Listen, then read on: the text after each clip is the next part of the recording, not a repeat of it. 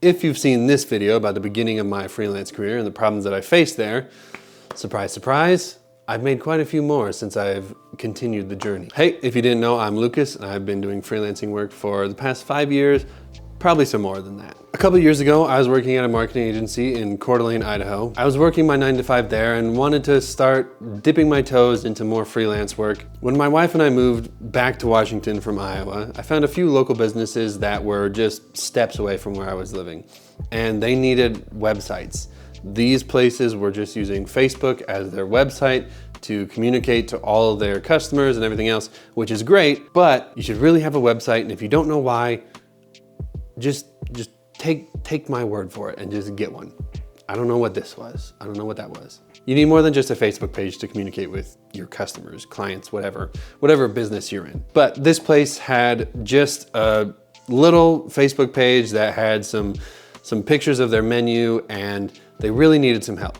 So I offered, and it was awesome because it was the first client that I'd gotten since we moved to Washington. I decided that I would take it up a notch and actually make a contract and write out a contract and make sure that I didn't have any scope creep, nothing like that happened, but I wanted to make sure that I was top tier, that I was professional. And the only thing that made it seem like I was not a professional was the fact that I was charging hourly.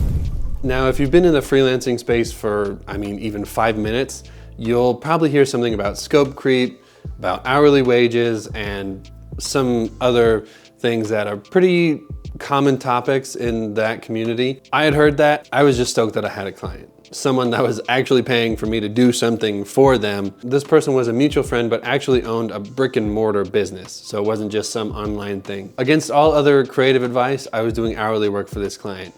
And this website ended up costing the client $400.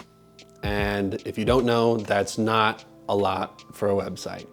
And it's a good website, it's decent for my first one, but it's not enough. And it doesn't stop there. I got a call from my uncle, and his friend owned a restaurant in downtown Spokane. So I did the same thing, met with the owner, talked about deliverables, talked about what they should expect and everything. I thought I had it set. I sent paperwork over, they signed it, it was awesome.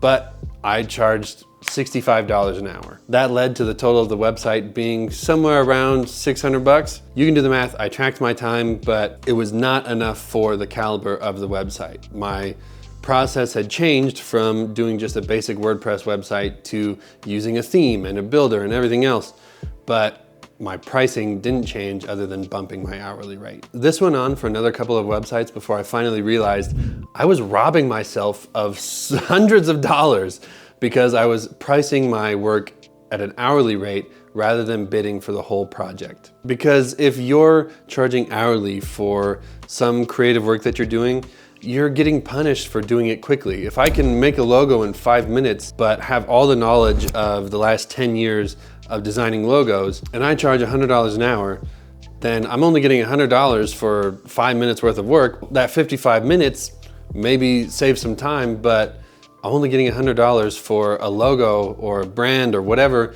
that could be tens of thousands of dollars. There's a classic example of the Nike logo that I won't go into detail because I'm sure that you've heard about this. This website was no Nike logo, but the principle applies.